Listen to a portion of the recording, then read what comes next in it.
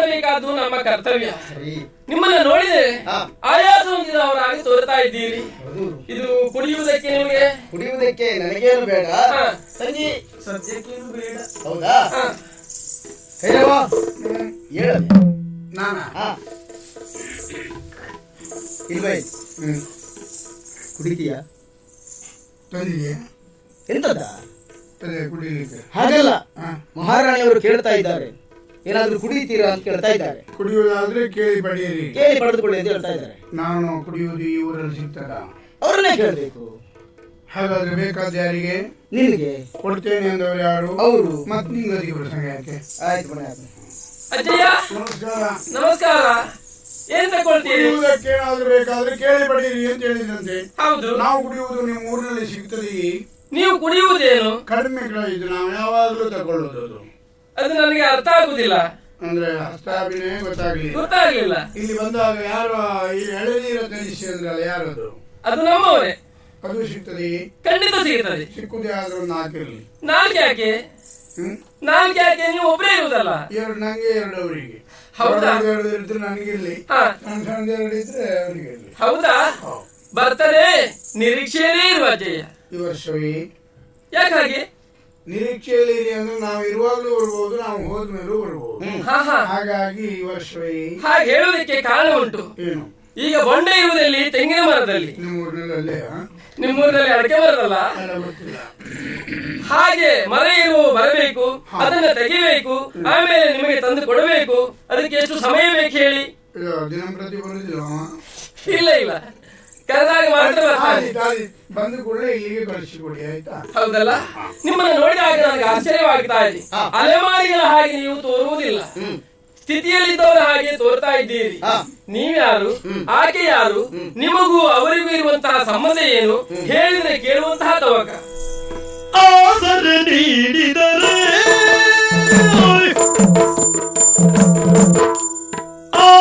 ನೀಡಿದರೆ ಬದುಕುವ ಆಸೆಯುವುದು ಯಮಗೆ, ಆಸೆಯುವುದು ಯಮಗೆ.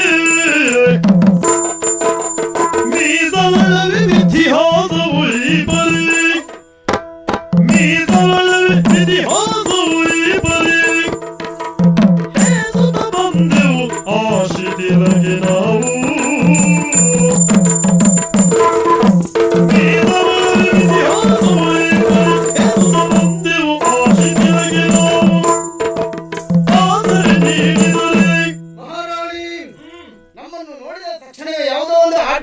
ಜನಿಸಿರಬೇಕು ಅಂತ ತಾವು ಭಾವಿಸಿದ್ದೀರಿ. ನೋಡಿದ್ರೆ ಹಾಗೆ ತೋರ್ತೀರಿ. ನಿಜವಾಗಿ ನಾವು ಅಲೆಮಾರಿಗಳು ಅಲ್ಲ, ಹಕ್ಕಿಪಿಕ್ಕಿಗಳು ಅಲ್ಲ. ಈ ಹಿಂದೆ ಸುಸ್ಥಿತಿಯಲ್ಲಿ ಇಂಥವು ನಾವಾಗಿತ್ತು. ಏನ್ ಮಾಡೋಣ ಹೇಳು? ಕಾಲ ಎಲ್ಲರಿಗೂ ಅನುಕೂಲ ಆಗಿರುವುದಿಲ್ಲ, ಎಲ್ಲಾ ಕಾಲವು. ನನ್ನ ಹೆಸರು ಶುಭ್ರಾಂಗ ಎಂಬ ಹಾಗೆ. ಈಕೆ ನನ್ನ ತಂಗಿ ದಾರಿಕೆ ಎನ್ನುವುದು ಅವಳ ಹೆಸರು. ಹೌದಾ? ಅವ ಇವಳ ಸಾಕಪ್ಪ. ನಾನು ಅವಳಿಗೆ ಸಾಕಪ್ಪ. ಇನ್ನು ಬೇಕಪ್ಪ. ನನಗೆ ಧೈರ್ಯ ಇಲ್ಲಪ್ಪ. ಧೈರ್ಯ ಕೊಡ್ತೇನಪ್ಪ. ಎಲ್ಲಿವರೆಗೆ ಕೊಡ್ತೀರಪ್ಪ?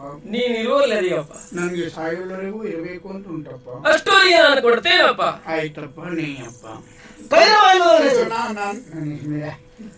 ನನ್ನ ಹೆಸರು ಕೈರಾವ್ ಮರಕಾಳ, ನಮ್ಮ ಅಪ್ಪನ ಹೆಸರು ಅಣ್ಣಪ್ಪ ಮರಕಾಳ, ಅಜ್ಜಿ ಹೆಸರು ಮಂಜಿ ಮರಕಾಳ್ತಿ ಅಂತ.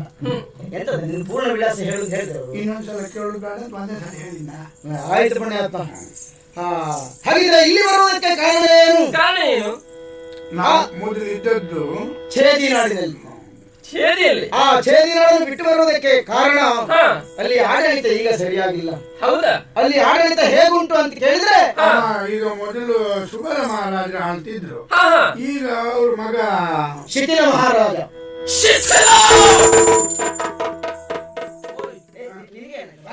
ಪುಣ್ಯಾತ್ಮ ಓಡ್ಲಿಕ್ಕೆ ಕಾರಣ ಉಂಟು. ಅವನನ್ನ ನಾನು ನಂಬುದಿಲ್ಲ. ಆಮೇಲೆ ಅದು ಈ ಭಾಗದಲ್ಲಿ ಬರ್ತಾನೋ ಏನೋ ಅಂತ ನಾನು ಹತ್ಲಾಗ ಓಡಿದ್ದು. ಅದಲ್ಲ, ಹಿಂದಿನಿಂದ ಬಂದು ಕೊತ್ತಿ ಹಾಕಿದ್ರು ಹಾಕದ. ಶಿಥಿಲ ಅಂದಾಗ ಸಿಟ್ಟು ಬಂದಿದ್ದೆ ಯಾಕೆ? ಶಿಥಿಲ ಆಡದ ಶೈಥಿಲ್ಯಗೊಂಡಿದೆ ಅಂತ ನನ್ನ ಅವಗಾಹನೆಗೆ ಬಂದಿದೆ, ಅದಕ್ಕಾಗಿ ಸಿಟ್ಟು ಬಂದಿದ್ದ. ಹಾಗಾದ್ರೆ ಅವನ ವಾಸನೆ ಇಲ್ಲಿವರೆಗೂ ಬಂದಿದೆ ಅಂತ ಆಯ್ತು. ಹೌದು, ನನ್ನ ತಂಗಿಗೆ ಇನ್ನು ಮದುವೆ ಆಗಲಿಲ್ಲ, ಆದ್ರೂ 3 ತಿಂಗಳ ಗರ್ಭಿಣಿಯಾಗಿದ್ದಾಳೆ ಆಕೆ. ಹಾಗನ್ನುವಾಗ ಶಿಥಿಲ ಆಡಳಿತ ಹೇಗುಂಟು? ಓ ಹೀಗುಂಟು. ತಾವೊಂದು ಹಾಗಿದ್ರೆ ಪ್ರತಿಭಟಿಸಬೇಕಾಗಿತ್ತು ನೀವು. ಏನ್ ಮಾಡೋಣ, ಕಾಲ ಸರಿಯಾದದಲ್ಲ ಅಂತ ನಾವು ಬಂದಿದ್ದೇವೆ. ನಾವು ಹೆದರಿ ಊರು ಬಿಟ್ಟವರಲ್ಲ. ಈ ಮನುಷ್ಯನಿಗೆ ಆಗಾಗ ಒಳ್ಳೆ ಸುಧಾಮ. ಹೌದು, ಹೇಸುತ್ತಾ ಬಂದೆವು ಆ ಶಿಥಿಲೆಗೆ ನಾವು. ತಾವು ಬದುಕುವುದಕ್ಕೆ ಒಂದು ಅವಕಾಶವನ್ನು, ಆಶ್ರಯವನ್ನು ಕಲ್ಪಿಸಿಕೊಟ್ರೆ ನಿಷ್ಠಾವಂತರಾಗಿ ಬದುಕಬೇಕು ಎನ್ನುವಂತ ಆಸೆ ಆಶ್ರಯ ಬೇಕಾ? ಬರಿದೇತಕ್ಕೆ ಚಿಂತೆ, ಬರಿದೇತಕ್ಕೆ ಚಿಂತೆ, ಬರಿದೇತಕ್ಕೆ ಚಿಂತೆ, ನಿಮಗಾದರೆಯುವುದಿಲ್ಲಂತೆ, ನಿಮಗಾದರೆಯುವುದಿಲ್ಲಂತೆ. ಅರುಣದೊಳೆಮ್ಮಯ ಪುರದೊಳಗಿರುವುದು, ಅರುಣದೊಳೆಮ್ಮಯ ಪುರದೊಳಗಿರುವುದು, ಕೊರತೆಯು ಬಾರದ ತೆರದಲ್ಲಿ ನೋಡುವೆ. ಅರುಣದೊಳೆಮ್ಮಯ ಪುರದೊಳಗಿರುವುದು, ಕೊರತೆಯು ಬಾರದ ತೆರದಲ್ಲಿ ನೋಡುವೆ. ಬರಿದೇತಕ್ಕೆ ಚಿಂತೆ, ಆಶ್ರಯರಾಗಿ ಬಂದವರು ನೀವು. ಬರಿದೇತಕ್ಕೆ ಚಿಂತೆ, ನಿಮಗ ಬರ್ದೇ ಚಿಂತೆ ಮಾಡಿದ್ದಲ್ಲ, ಉಳಿಗೆ ಆಗಿಲ್ಲ ಅಂತ ಚಿಂತೆ. ಹಾಗಲ್ಲ, ನಿಮಗ ಆಶ್ರಯ ಇಹುದಿಲ್ಲಂತೆ. ಏನು ಆಶ್ರಯ ಇರುವುದಿಲ್ಲಂತೆ ಉಂಟು ಅಂತ ಅರ್ಥ. ಖಂಡಿತವಾಗಿಯೂ ಆಶ್ರಯ ಕೊಡ್ತೇನೆ. ಇದು ಸೂರ್ಯವಂಶ. ಆ ಸೂರ್ಯವಂಶದ ವೃಕ್ಷದಲ್ಲಿ ಅನೇಕ ಮಂದಿಗೆ ಆಶ್ರಯ ಕೊಟ್ಟವರು ನಾವಿದ್ದೇವೆ. ಹೇಳಿದ್ದೇವೆ. ಹಾಗೆ ನೀವು ಬಂದಿದ್ದೀರಿ, ನಿಮಗೂ ನಾವು ಆಶ್ರಯ ಕೊಡ್ತೇವೆ. ಎಲ್ಲರೊಳಗೆ ನಾವು ಬದುಕುದ. ನಿಮ್ಗೆ ವಿಶೇಷ ರೀತಿಯ ಆಶ್ರಯ ಕೊಡ್ತೇವೆ, ಹೌದಾ? ಚೆನ್ನಾಗಿ ನೋಡಿಕೊಡ್ತೇವೆ, ವಿಶೇಷ ರೀತಿಯಲ್ಲಿ ನೋಡ್ಕೊಳ್ತೀರಿ. ಖಂಡಿತವಾಗಿ. ಅಲ್ಲ, ನನಗೆ ಇದು ಹೊಸತು ಅನುಭವ ಇಲ್ಲ. ಎಂತ ಮಾತಾಡುದು ನೀನು? ಇದು ನನಗೆ ಹೊಸತ್ತು ಅಂದ್ರೆ ಅವ್ರಿಗೆ ಆಗಿದೆ ಅಂತ ಲೆಕ್ಕ. ಅನುಭವ ಇಲ್ಲ. ಮನೆಯಂತ ಮಾತಾಡ್ತೇನೆ, ಮಾತಾಡಿ ನಾವಿಲ್ವ ಮಾತಾಡ. ಶುಭ್ರಾಂಗರೇ, ಪೀಠದಲ್ಲಿ ಕುಳಿತವಳು ಹೆಣ್ಣು ಎನ್ನುವುದು ನೆನಪಿರಲಿ. ಗೊತ್ತುಂಟು ನಮಗೆ.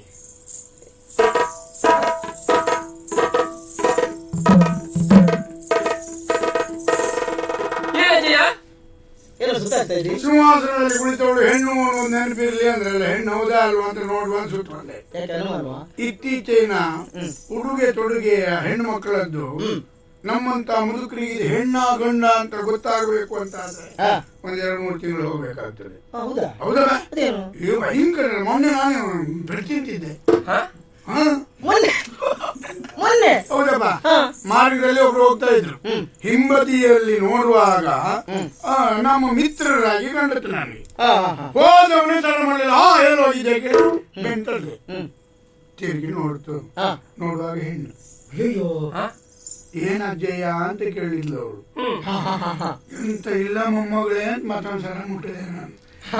ಪೆಟ್ಟೇ ತಿನ್ಬೇಕಿತ್ತು. ಹೌದಾ? ಅಂದ್ರೆ ಹುಡುಗ ತೊಡಗಲ್ಲಿ ವ್ಯತ್ಯಾಸ ಅಂತ ಆಯ್ತು. ಆ ಪರಿಸ್ಥಿತಿ ಉಂಟು. ಹಾಗಾಗಿ ಇವರು ಇಲ್ಲಿ ಅಧಿಕಾರಿ ಅಲ್ವೋ? ಓ, ಇಲ್ಲಿ ಆಳುವರ ಇವ್ರ? ಯಾರು? ಆಳುವವಳು. ಅದೇ ಆಳುವವರು. ಮತ್ತೆ ಆಳುವರು ಮೂಂಜಿ 2 ಸುದ್ದಿ ಹೇಳಿದ್ದಾರೆ. ಮತ್ತೆ ಆಳುವವರು ಇವರ ಹೆಸರು ನಾವು ಕೇಳಿದ್ದೇವಲ್ಲ. ಹೌದು. ಸಪೂರ ನಾಗಶ್ರೀ, ಸಪೂರ ನಾಗಶ್ರೀ. ನೀನು ನೋಡಿದ್ರೆ ಹಾಗೆ ಅನಿಸ್ತದ? ಇಲ್ಲ, ನೋಡಿದ್ರೆ ಕಾಣುದಿಲ್ಲ. ಸಂಪೂರ್ಣ ನಾಗಶ್ರೀ. ಅಂದ್ರೆ ಇವರೇ ಅಧಿಕಾರವನ್ನು ನೋಡುವಲ್ಲಿ ಪೂರ್ಣತೆಯನ್ನು ಸಾಧಿಸಿದ್ದಾಳೆ ಎನ್ನುವ ಅರ್ಥ. ಅಲ್ಲಮ್ಮ, ನಮ್ಗೆ ಆಶ್ರಯ ಕೊಡ್ತೀರಿ ಅಂತ ಹೇಳಿದ್ರಲ್ಲ, ಬಾರಿ ಸಂತೋಷ ಆಯ್ತು. ಆಶ್ರಯ ನಿಮ್ಮಲ್ಲಿ ವಾಯು ಮಾತ್ರೆ ಸಿಗ್ತದ? ವಾಯು ಮಾತ್ರೆ? ಹೌದು. ಯಾಕದು? ಇದ್ರು 4 ಮಾತ್ರೆ ಬೇಕು. 4? ಅವಳು ಗರ್ಭಿಣಿ, ಸ್ವಲ್ಪ ವಾಯು ಉಪದ್ರ ಉಂಟು, ಹಾಗಾಗಿ 4 ಮಾತ್ರೆ ಬೇಕು. ಹೌದಾ? ವ್ಯವಸ್ಥೆ ಮಾಡುವ. ವ್ಯವಸ್ಥೆ 4 3 ಅವಳಿಗೆ, ಬೆಳಿಗ್ಗೆ ಮಧ್ಯಾಹ್ನ ಸಾಯಂಕಾಲ ಅವಳಿಗೆ, ಇನ್ನೊಂದು 1 ನಮಗೆ ಬೇಕಿತ್ತು. ಓ, ನಿಮಗೂ ಆ ಸಮಸ್ಯೆ ಉಂಟಾ? ಸ್ವಲ್ಪ. ಹೌದಾ? ಆ ವ್ಯವಸ್ಥೆ ಮಾಡಿಸುವ. ಆ ಬದಿಯಲ್ಲಿ ನಮಗೆ ಉಳಿಯುವುದಕ್ಕೆ. ವಿಶ್ರಾಂತಿ ಪಡಿ.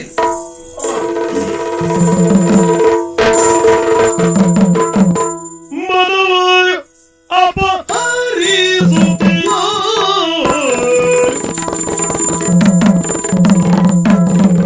ಮನವಾಯು ಅಪಹರಿಸುತ್ತೀಯ, ಇವಯನಗೆ ತಕ್ಕವನು.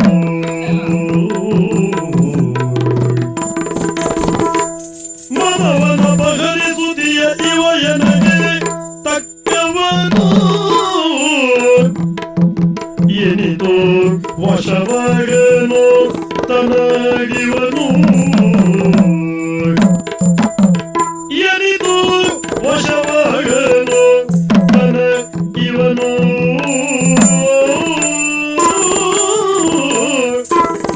ಆ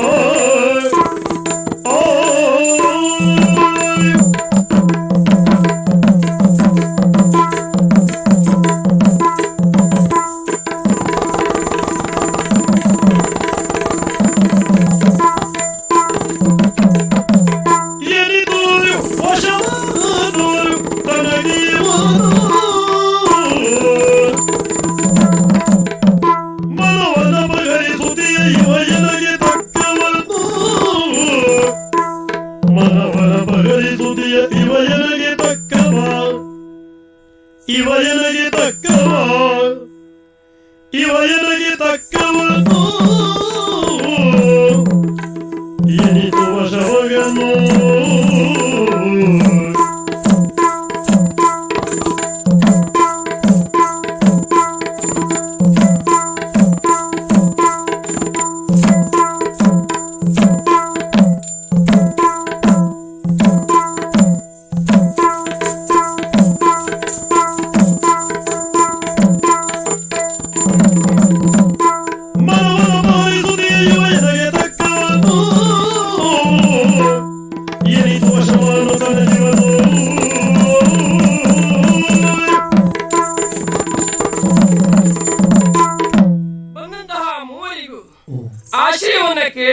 ಆಶ್ರಯವನ್ನ ಕೊಟ್ಟೆ.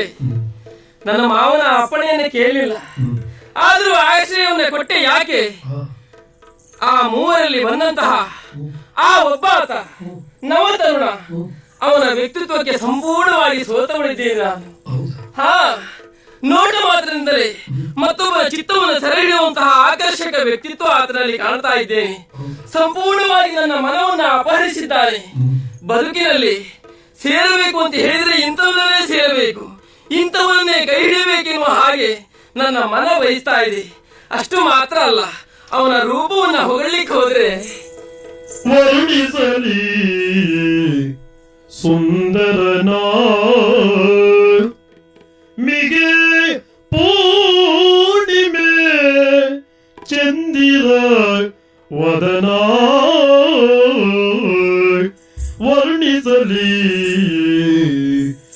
ಸುಂದರನ ತಾಗಡ್ಗೆ ತರ್ಗಡಿನ ತಾಗಡ್ಗೆ ತರ್ಗಡಿನ ತೈ ತರ್ಗಡಿನ ತರ್ಗಡಿನ ತೈ ದಿನತ ದಿನ ದಿನ ತೈ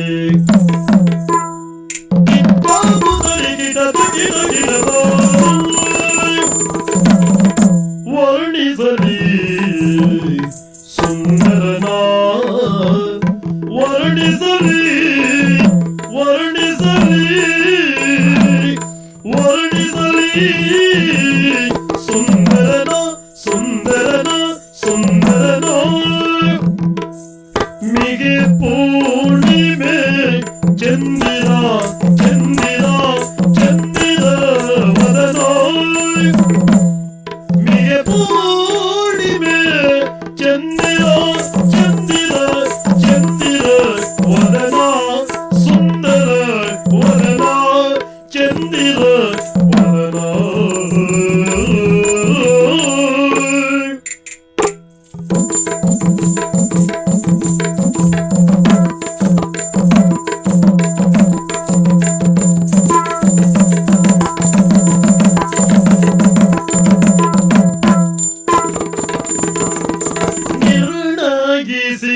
ನೃಪ ಚೆನ್ನ ಇವನು ದಿನ ನಿರ್ಣಯಿಸಿದೆ ನೃಪ ಚೆನ್ನ ನೃಪ ಚೆನ್ನ ನೃಪ ಚೆನ್ನ ಇವನು ದಿನ ಎನ್ನೊಳಗಾಶ್ರಯವನ್ನು ಯಾಚಿಸುವರೆ ಎನ್ನೊಳ ಆಶ್ರಯವನ್ನು ಯಾಚಿಸುವರೆ ನಿರ್ಣಯಿಸಿದೆ ನೃಪ ಚಿನ್ನ ನೀವನು ದಿನ ಎನ್ನೊಳಗಾಶ್ರಯವನ್ನು ಯಾಚಿಸುವರೆ ಎನ್ನೊಳ ಆಶ್ರಯವನ್ನು ಯಾಚಿಸುವರೆ ವರ್ಣಿಸಲಿ ಸುಂದರನ ಮಿಗೆ ಪೂರ್ಣಿಮೆ ಚಂದಿರ ವದನ ಸುಂದರ ವದನ ಚಂದಿರ ವದನ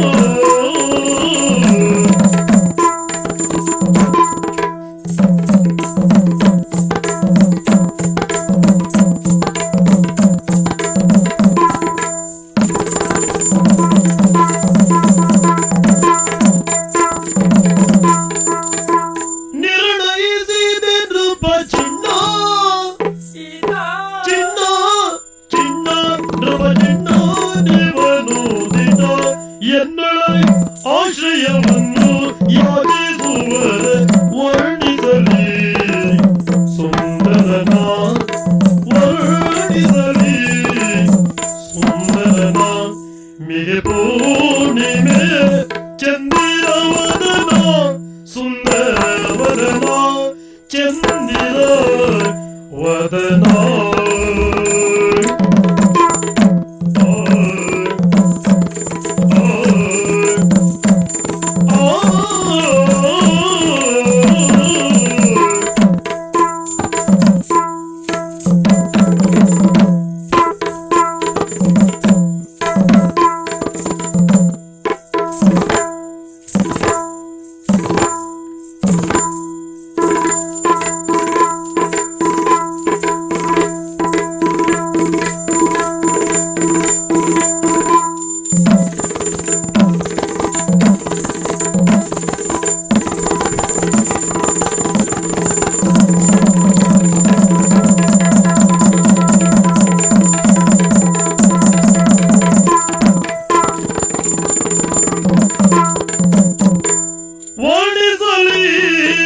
ಸುಂದರನ ಮಿಗೆ ಪೂರ್ಣಿಮೆ ಚಂದಿರ ಬದನ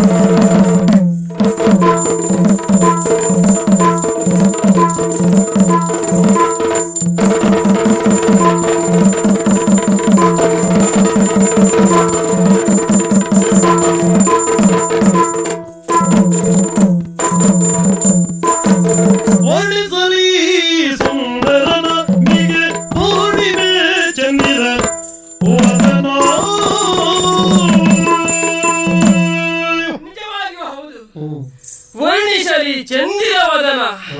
ಹೌದು, ಹುಣ್ಣಿಮೆಯ ದಿನ, ಪೌರ್ಣಮಿಯ ದಿನ ಆ ಚಂದ್ರ ತನ್ನ ಪೂರ್ಣ ಆಕಾರವನ್ನು ಬೀರ್ತಾನೆ, ಪೂರ್ಣ ಪ್ರಕಾಶವನ್ನು ಬೀರ್ತಾನೆ. ಅವನ ಮುಖ ನೋಡಿದಾಗ ಹಾಗೆ ತೋರ್ತಾ ಇದೆ, ಆ ಪ್ರಕಾಶ ಕಾಣ್ತಾ ಇದೆ.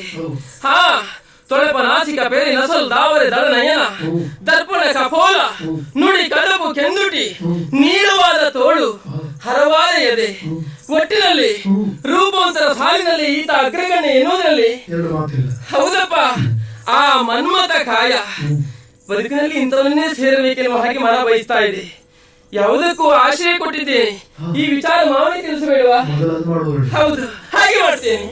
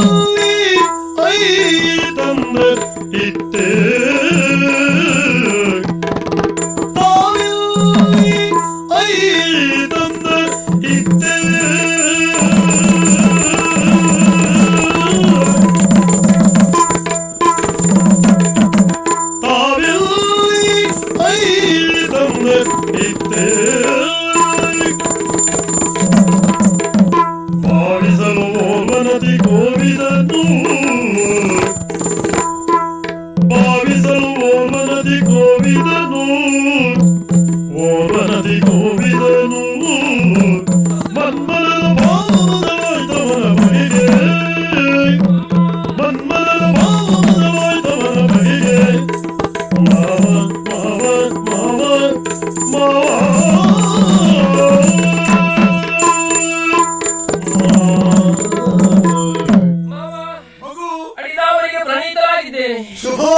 ಹೇಳು ಮಾವ ಹೀಗೆ ಅವಸರವಾಗಿ ಓಡೋಡಿ ಬರೋದಕ್ಕೆ ಕಾರಣ ಇದೆ. ಏನು ಮಗಳೇ? ಇವತ್ತು ಓಲಗಸ್ಥರಾದಾಗ ಒಂದು ವಿಶೇಷ ಮಾವ. ಏನು? 3 ಮಂದಿ ಆಗಂತುಕರು ನಮ್ಮ ಅರಮನೆಗೆ ಬಂದ್ರು. ಹೌದೇ? ಹಾ, ಚೇರಿಯಿಂದ ಬಂದವರಂತೆ. ಚೈತ್ಯನಾಡಿನಿಂದ? ಹೌದು ಮಾವ. ಒಬ್ಬಾತ ವಯೋವೃದ್ಧ, ಇನ್ನೊಬ್ಬಾತ ಹುಡುಗಿ, ಮತ್ತೊಬ್ಬ ಸುಂದರ ಕಾಯ ಮಾವ, ನವ ತರುಣ. ಹಾಗೆ ಆಶ್ರಯವೇ ಬಂದಿದ್ದಾರೆ ಮಾವ. ನಿಮ್ಮ ಅಪ್ಪಣೆ ಕೇಳದೆ ಆ ಮೂವರಿಗೂ ಆಶ್ರಯ ಕೊಟ್ಟಿದ್ದೇನೆ. ಒಳ್ಳೆಯದೇ. ನನ್ನನ್ನ ಕ್ಷಮಿಸಿ ಮಾವ. ಕ್ಷಮಿಸುವ ಪ್ರಶ್ನೆ ಇಲ್ಲ. ನಮ್ಮ ವಂಶವೇ ಹಾಗೆ. ಅನಾಥರಾಗಿ ಬಂದವರಿಗೆ ಆಶ್ರಯದಾತರಾಗಿ ನಿಂತವರು ನಾವು. ಒಳ್ಳೆ ಕೆಲಸ ಮಾಡಿದೀಯಾ. ಹೌದಲ್ಲ? ಆಶ್ರಯ ಕೊಟ್ಟಿದ್ದೀಯಾ? ಹೌದು ಮಾವ. ಎಲ್ಲಿದ್ದಾರೆ? ಕರೀತೇನೆ. ಬರ್ಲಿ. ಬನ್ನಿ ಬನ್ನಿ ಬನ್ನಿ. ಹೀಗೆ ಬನ್ನಿ ಅಮ್ಮ.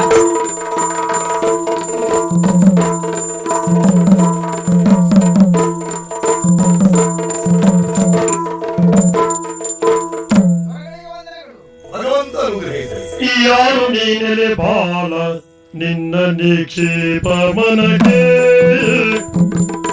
ಕಾರುಣ್ಯ ಬಂದು ಸೂಸುತ್ತಿದೆ. ನಾರಿನಾಗ ಶ್ರೀಯ ಸೋರೆಗೊಂಡಿಯೇ ಕಥೆ ಸಾರವೇ ನೀನೆ ನುಡಿದ ಕೃಪಗೆ. ನಿಮ್ಮ ಆಯಾ ಕಾರ್ಯಗಳನ್ನು ಕಂಡಾಗ ಸಂಸ್ಕಾರಯುತ ಮನೆಯಲ್ಲಿ ಹುಟ್ಟಿದವರೆಂಬುದು ಸ್ಪಷ್ಟ ಕಾಣುತ್ತದೆ. ಏನು ಹೇಳಿದ್ದು ಅನಾಥರಾಗಿ ಬಂದಿದ್ದಾರೆ ಅಂತ ನಿಮ್ಮ ಪೂರ್ವಾಪರವನ್ನು ತಿಳಿದುಕೊಳ್ಳಬೇಕು ನಿಮ್ಮ ಆಸೆ. ಯಾರು ಮಕ್ಕಳೇ ನೀವು? ಎಲ್ಲಿಂದ ಬಂದಿರಿ? ನಿಮ್ಮ ಹೆಸರೇನು? ತೇಲಿ ಹೋಗುವ ತೊಟ್ಟಿಲಲ್ಲಿಯ ಬಾಲ ಬಾಲೆಯರೆಮ್ಮನು ಲೀಲೆಯಂ ಕೈಗೆತ್ತಿ ಸಲಗಿದನು ಕೈರವನು ದಯದೆ. ಹೇಳಿದುದ ಅರಿತಿರುವೆನಲ್ಲದೆ ಕೇಳಿರೆನು ತಾಯಿ ತಂದೆಗಳ ಬಗೆಗೆ. ಪಾಲಿಪುದು ಕೃಪೆ ಇಟ್ಟು ಸಂಪ್ರೀತಿಯು ಬೇಡುವೆನು.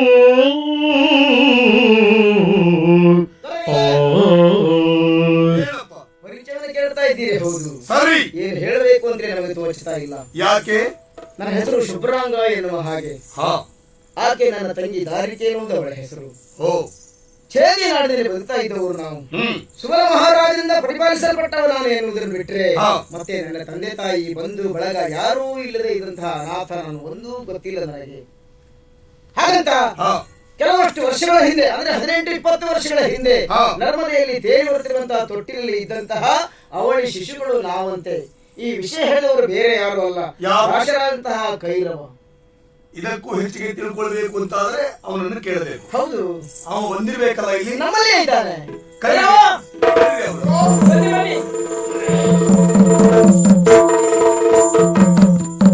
ಒಳ್ಳೆಯದಾಗಲ್ಲ. ಕೈರವ, ನಿನ್ನನ್ನು ವಿಚಾರಿಸುವುದಕ್ಕಾಗಿ ಕರೆದಿದೆ. ನಾನೇನು ತಪ್ಪು ಮಾಡಲಿಲ್ಲ. ನಾನೇನೋ ತಪ್ಪು ಮಾಡಲಿಲ್ಲ. ದಿನಕ್ಕೆ 2 ಬಾರಿ ಊಟ ಮಾಡಿದ್ದೇನೆ ಹೊರತು 3 ಬಾರಿ ಮಾಡಿದವನು ಅಲ್ಲ. ನಾನನ್ನು ವಿಚಾರಿಸಲಿಕ್ಕೆ ಏನು ಉಂಟು ಹೇಳಿ. 3 ಬಾರಿ ಯಾಕೆ ಮಾಡಲಿಲ್ಲ ಅಂತ ವಿಚಾರ ಮತ್ತೆ ಮಾಡ್ತೇನೆ. ಜೀರ್ಣ ಶಕ್ತಿ ಕಡಿಮೆ ಇದ್ದರೆ ಮಾಡಲಿಲ್ಲ, ಬಿಟ್ಟರೆ ಬೇರೆ ಯಾವ ಕಾರಣವೂ ಇಲ್ಲ. ಅದಲ್ಲ ಅಯ್ಯ, ನಿನ್ನ ಅಪರಾಧಕ್ಕೆ ನಿನ್ನನ್ನು ವಿಚಾರಣೆ ಮಾಡುವುದಲ್ಲ. ತೊಟ್ಟಿಲಲ್ಲಿ ತೇಲಿ ಬರುವ ತೊಟ್ಟಿಲಲ್ಲಿ ಸಿಕ್ಕಿದ ಮಕ್ಕಳು ಅಂತ ತಮ್ಮ ಪರಿಚಯ ಹೇಳಿದರು. ಈ ಮಕ್ಕಳ ಪೂರ್ಣ ಪರಿಚಯ ತಿಳ್ಕೊಳ್ಬೇಕು ಅಂತಾದ್ರೆ ನಿನ್ನಿಂದ ಸಾಧ್ಯ ಅಂತ ಅವ್ರು ಹೇಳಿದರು. ಈ ಮಕ್ಕಳು ಸಿಕ್ಕಿದವರು ಅಂತ ಹೇಳಿದ್ರಲ್ಲ, ಎಲ್ಲಿ ಸಿಕ್ಕಿದವರು? ಸರಿಯಾಗಿ ನನಗೆ ನೆನಪಾಗುವುದಿಲ್ಲ. ತಕ್ಕ ಮಟ್ಟಿಗೆ ನೆನಪು ನೆನಪು ಮಾಡಿಕೊಂಡು ಹೇಳಬಹುದು. ಸಾಧ್ಯವಾ? ಸಾಧಾರಣ 18-20 ವರ್ಷಗಳ ಹಿಂದೆ ನರ್ಮದಾ ನದಿಗೆ ಮೀನು ಹಿಡಿಬೇಕು ಅಂತ ಆಲೋಚನೆ ಮಾಡಿ ಬೆಳಿಗ್ಗೆ ಜಾವದಲ್ಲಿ ಎದ್ದು ಹೋದೆ. ಹೋಗಿ ಬಲೆ ಬೀಸಿದೆ. ಆ ದಿನ ಒಂದೇ ಒಂದು ಮೀನು ಸಿಗಲಿಲ್ಲ ನನಗೆ. ಮೀನೇ ಸಿಗಲಿಲ್ವಲ್ಲ ಅಂತ ಆಲೋಚನೆ ಮಾಡಿ ದಡವನ್ನು ಸೇರಿ ಕುಳಿತು ಆ ಬಳಿಕ ಹೊಳೆ ಕಡೆ ನೋಡುತ್ತೇನೆ, ಒಂದು ತೊಟ್ಟಿಲು ತೇಲಿ ಬರುವುದನ್ನು ಕಂಡೆ. ಆಶ್ಚರ್ಯವಾಯಿತು. ಮನೆಯಲ್ಲಿದ್ದಂತಹ ತೊಟ್ಟಿಲು ಇರಬೇಕಾದಂತಹ ತೊಟ್ಟಿಲು ಹೊಳೆಯಲ್ಲಿ ತೇಲಿ ಬರ್ತದೆ ಅಂತ ಆಶ್ಚರ್ಯ ಆಗಬೇಕಾದಲ್ರಿ. ಆದ್ರೆ ತಪ್ಪಲ್ಲ. ಎಲ್ಲಿಂದ ಬಂದಿರಬಹುದು, ಯಾಕೆ ಬಂದಿರಬಹುದು, ತೊಟ್ಟಿಲು ಹೌದಾ ಅಲ್ವಾ ನೋಡುವ ಅಂತ ಪಕ್ಕನೆ ಹೊಳೆಗಿಳಿದು ಆ ತೊಟ್ಟಿಲನ್ನು ಮೇಲೆತ್ತಿದೆ. ತೊಟ್ಟಿಲು ಹೌದಾಗಿತ್ತು. ಮೇಲೆತ್ತಿ ತಂದು ನೋಡ್ತೇನೆ, 2 ಮಕ್ಕಳು ಇದ್ದು, ಹಾ. ಒಂದು ಗಂಡು ಮತ್ತೊಂದು ಹೆಣ್ಣು. ಸರಿ. ಆ ಮಗುವನ್ನು ಒಂದನ್ನು ನಾನು ಸಾಕಿದೆ, ಮತ್ತೊಂದನ್ನು ಸುಬಲ ಮಹಾರಾಜರಿಗೆ ಒಪ್ಪಿಸಿದೆ. ಮರುದಿನ ನನಗೆ ಮತ್ತೆ ಕುತೂಹಲ ಒಡೆಯಿತು.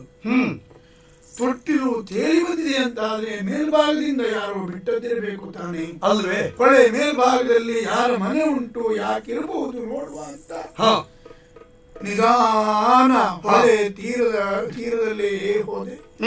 ದಡದಲ್ಲಿ ಹೋಗ್ತಾ ಹೋಗ್ತಾ ಹೋಗ್ತಾ ಮುಂದೆ ಹೋಗುವಾಗ ದೂರದಲ್ಲಿ ಒಂದು ಡೇರೆ ಕಣ್ಣಿಗೆ ಕಂಡಿತು. ಯಾರೋ ಬೇಡುವವರು ಡೇರೆ ಇರಬಹುದು ಅಂತ ಆಲೋಚನೆ ಮಾಡಿ ಮುಂದೆ ಹೋಗಿ ನೋಡುವಾಗ ಬೇಡುವವರ ಭಿಕ್ಷುಕರದ್ದು ಡೇರೆ ಆಗಿರ್ಲಿಲ್ಲ, ರಾಜ ಮನೆತನದವರು ಬಂದು ಉಳಿದುಕೊಳ್ಳುವಂತಹ ಡೇರೆ ಆಗಿತ್ತು. ಹಾಗಾದ್ರೆ ಯಾರು ಉಳಿದದ್ದು, ಯಾರದಿರಬಹುದು ಅಂತ ನಿಧಾನವಾಗಿ ಡೇರೆಯ ಹತ್ತಿರದಲ್ಲಿ ಹೋಗಿ ನೋಡುವಾಗ ಗಂಡಸಿನ ಹೆಣ ಬಿದ್ದಿತ್ತು. ಹೌದೇ? ಹೆದರಿಕೆ ಆಯಿತು. ಹಾಗಾದರೆ ಡೇರೆ ಒಳಗೆ ಏನು ಉಂಟು ನೋಡುವ ಅಂತ ನಿಧಾನವಾಗಿ ಎಣಿಕೆ ನೋಡ್ತೇನೆ. ಹೆಂಗೊಲೆ ಆಗಿತ್ತು. ಹೊರಬದಿಯಲ್ಲಿ ಒಬ್ಬ ಗಂಡಸಿನ ಕೊಲೆ ನಡೆದಿತ್ತು. ಡೇರೆ ಒಳಗಡೆ ಸಾವಾಗಿತ್ತು. ಹಾಗಾದ್ರೆ ಇನ್ನೇನುಂಟು ಅಂತ ಡೇರೆ ಒಳಗೆಲ್ಲ ನೋಡುವಾಗ 2 ಹಗ್ಗ ಜೋತಾಡ್ತಾ ಇತ್ತು. ನನಗೆ ಸಿಕ್ಕಿದ ತೊಟ್ಟಿಲಲ್ಲಿ ಹಗ್ಗ ಇರಲಿಲ್ವಾ? ಹಗ್ಗ ಇರಲಿಲ್ಲ. ನಾನು ಕಂಡ ಹಗ್ಗದಲ್ಲಿ ತೊಟ್ಟಿಲು ಇರಲಿಲ್ಲ. ಹಾಗಾದ್ರೆ ಇಲ್ಲಿಂದಲೇ ಇರಬಹುದೋ ಏನೋ ಅಂತ ಆಲೋಚನೆ ಮಾಡಿ ಹೆಣವನ್ನು ನೋಡಿದ ನಾನು ಹೆದರಿ ಓಡಿ ಬಂದೆ. ಮುಂದೇನಾಯ್ತು ನನಗೆ ಗೊತ್ತಿಲ್ಲ. ಪೊಡವಿಪಾನದ ಕೇಳಿ ಶುಭ್ರಾಂಗನನು ಕಂಡು ಎಡತೋಳಲು ಈಕ್ಷಿಸುತ್ತ ದೃಢವಾದ ಮಜ್ಜೆಯು ಬಾರಿಗೆ ಕೊರಳಲಿ ಒಡಗಿರೆ ಮುದ ತಡೆದ ಮದನಾರಿ ನಿನ್ನಯ ಲೀಲೆಯೆಲ್ಲವೂ ಮದ ಮುಗಿಲನು ಶಿಕ್ಷಿಸಿ ಬದುಕಿಸಿದೆಯ ವಂಶ ಲತೆಯನ್ನು ನೀಡಿದ್ದು ಸದಯ ತೋರ್ನೆಯ ಶಿವನೇ.